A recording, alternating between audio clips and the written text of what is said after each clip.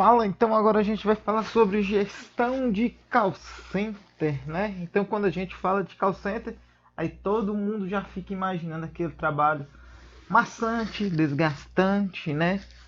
Mas a gente pode imaginar que o call center é um lugar bacana também, depende muito de como é trabalhado, né? Muita gente fala assim, mas qual que é a sua experiência para falar assim do call center, né? Então eu tenho experiência de 4 anos em uma das maiores empresas do Brasil, onde eu passei por três setores importantíssimos, né? Além de planejamento, supervisão e coordenação. Depois saí, achei que nunca mais trabalharia em um call center. Um mês depois, voltei a um call center de menor proporção, call center pequeno.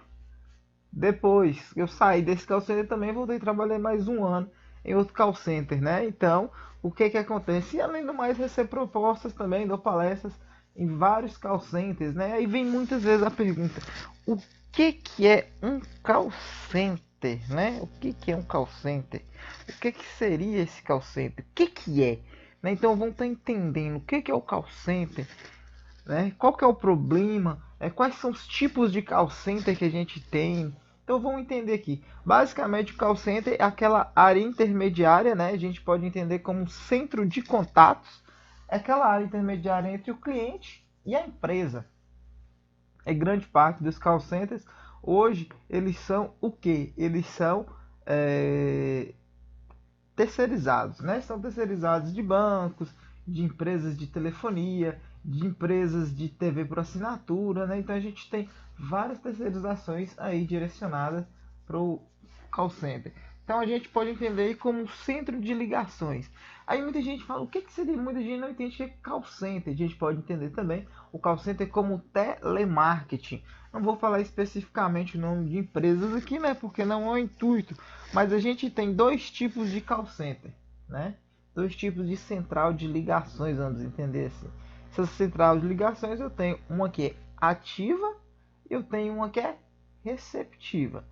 O call center, quando ele é ativo, quer dizer que o operador, né, ele liga para a pessoa. Então vamos imaginar, uma empresa de telefonia, ela vai ligar para te oferecer um serviço de, de telefonia, né? Ele terminado em call center vai te vender um pacote de telefonia. É uma das coisas que o call center pode fazer, certo? A outra coisa que o call center pode fazer também é o que? Ele receber a ligação. Vamos imaginar que o seu pacote de telefonia ele começou a gerar alguns problemas com sua internet, por exemplo, ela não está funcionando. Você, ao entrar em contato com a empresa, aí você vai estar falando diretamente com o call center, o que? Receptivo, que ele vai receber a ligação, né, e vai resolver o seu problema. O call center ele pode ser misto? Ele pode ser misto, né? Pode ser receptivo e ativo. Então vamos lembrar basicamente o seguinte: quando o call center ele liga para te oferecer um produto, ele é ativo.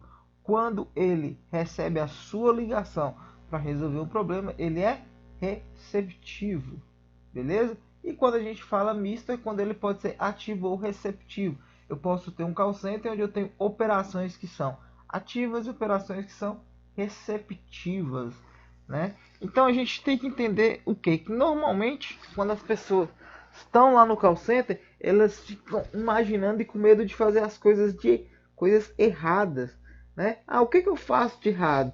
É uma pergunta muito comum que eu via com todos os gestores, né? Então eles tentavam copiar modelos estabelecidos, né? Então era estabelecido que aquele seria o caminho certo para se tornar um bom gestor. Então todo mundo queria seguir aquele caminho e sempre a gente observa que como eu tenho diferenças tanto na vida pessoal, eu vou ter diferenças também na vida profissional. Então, dentro do call center, a gente identificava todo esse tipo de problema também.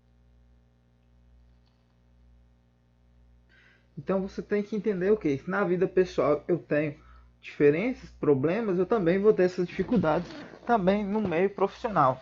Então, a ideia é sempre entender o que é que eu faço de errado, né? Então, primeira coisa, você tem que pegar e fazer anotações, né? Anotar o que tem de diferença nessa equipe, O que você vê as pessoas fazem certo nas equipes delas, ou então que elas fazem de diferente nas equipes e que dão certo, né?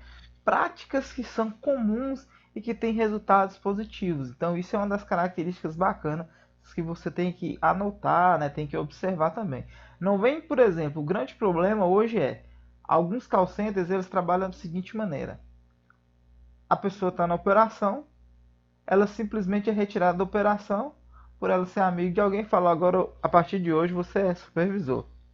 Então você não tem uma formação, né? Então sempre que for trabalhar, sempre que a pessoa subir de cargo, vamos dizer assim, ela precisa ter uma formação. Nem que for uma formação ali de 1 ou 2 semanas, ela precisa entender como que funciona a gestão, quais são as políticas que ela tem que utilizar, né? Quais que vai ser a maneira de tratar os operadores, o que que ele pode fazer, o que que ele não pode fazer, né? Então essas maneiras, elas que vão trazer o que? Uma evolução tanto profissional como uma evolução pessoal desse operador e desse supervisor. Equipes onde os supervisores tiveram formação, elas têm melhores resultados. Equipes onde os supervisores eles querem impor a força, né, gritar, fazer escândalo, quer pegar a equipe inteira e dar advertência, quer trabalhar sempre oferecendo terror, as equipes elas se revoltam, o resultado ele não vem. Então lembre, quando a gente falar de gestão em ambientes, principalmente de call center, onde você trabalha com pessoas distintas, várias áreas onde você não sabe, normalmente no call center você não está tão ligado à parte de contratação, né? O RH que faz as contratações e repassam para os gestores. Então o gestor ele vai o que? Simplesmente trabalhar com essa pessoa. Então, como ele não está em contato com essa pessoa. Então tem que ser notado o que é feito de errado. Então todas as boas práticas, né? Lembrem, elas têm que ser observadas, porque eu tenho diferenças gritantes dentro de um ambiente de trabalho, né? E por que o medo, o grande problema é o medo de mudar? O que é esse medo de mudar? Porque já existe um modelo, como eu falei, um modelo pré-estabelecido, vamos dizer assim, porque isso é gestão. É estabelecido um modelo falando que como que é feita a gestão e a partir desse modelo a pessoa quer trabalhar. O que eu tenho que entender, ficar bem claro, é que não existe esse modelo uniforme, né? A gestão ela vai mudar de acordo com a característica de cada equipe, né? Então vamos imaginar, se eu tenho uma equipe com 30 pessoas, eu tenho um tipo de gestão para trabalhar, né? Se eu tenho uma equipe com mais dificuldades, né, uma equipe com resultados que não são tão bacanas, eu trabalho de uma maneira. Se eu tenho uma equipe com resultados bacanas, eu trabalho de outra maneira, né? Eu tenho mais tranquilidade para trabalhar, vamos dizer assim. Então, as dificuldades, elas são diferentes. Agora, o que eu tenho que observar é se o call center ele é grande ou ele é pequeno, eu vou ter problemas. O que eu tenho que observar é se aquilo que era feito antes não estava dando certo, ou aquilo que eu estou fazendo e não estou obtendo resultado, eu tenho que mudar. Então eu não tenho que ficar batendo na mesma tecla achando que uma hora vai dar certo. Não, você tem que mudar a tempo. Então a mudança não tem que ser só na sua equipe. Então a mudança ela tem que partir de você. Quando essa equipe ela começa a ver que o seu gestor ele está fazendo de tudo para mudar, está fazendo de tudo para buscar novos resultados, a equipe ela vai comprar essa ideia. Então, se a equipe ela comprar a ideia, o resultado ele é conjunto. E agora vem uma grande coisa que a gente tem, um vício, né? Vamos dizer assim que a gente tem, é de achar que a única maneira de valorizar os nossos operadores é o que?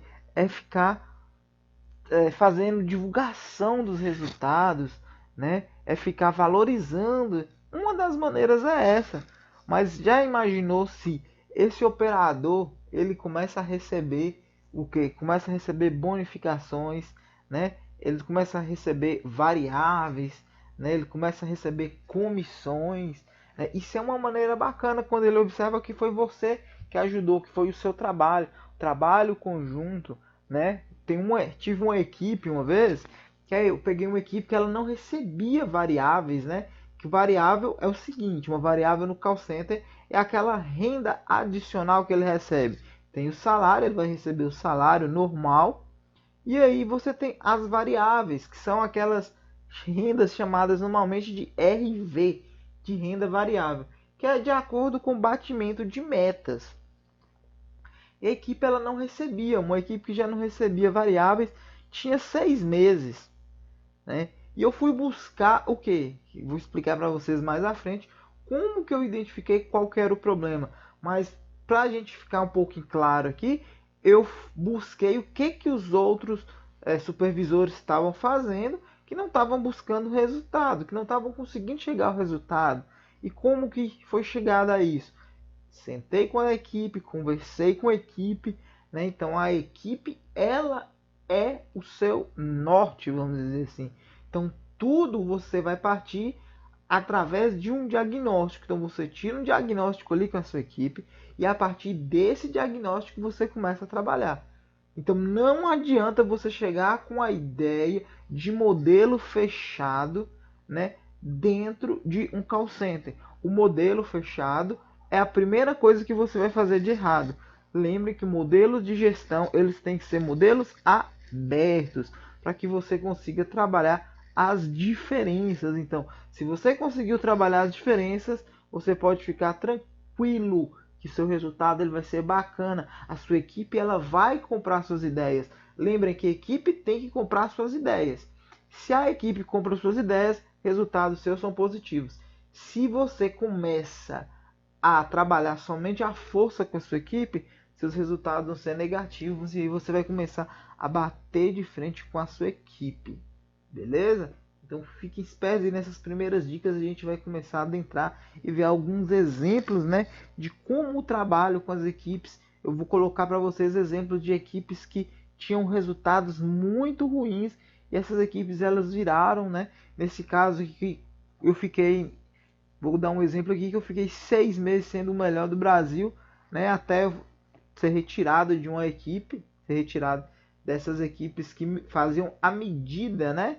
Faziam a medida de melhores ou piores, foi colocado numa operação nova, mas foram 6 meses sendo o melhor do Brasil, exatamente o que? Observando quais eram as práticas dos supervisores que funcionavam. Então, um supervisor X eu busquei uma prática, outro supervisor eu buscava outra, outro supervisor eu buscava outra e juntava com a experiência que eu já tinha, por exemplo, do planejamento, né? Que eu já tinha do planejamento, que eu já tinha de vida também. Então eu fiz uma mescla. Então quer dizer que eu cheguei com o modelo aberto, né? Eu tive uma formação de supervisor, né? E entrei com o modelo aberto. Agora, se eu chegasse com o modelo fechado, quisesse implementar a minha forma de gestão, é assim que se faz gestão. O resultado da equipe seria um resultado negativo. A equipe ela não teria comprado a minha ideia, certo? Então eu aguardo você aí na próxima aula para a gente continuar falando sobre gestão em call center.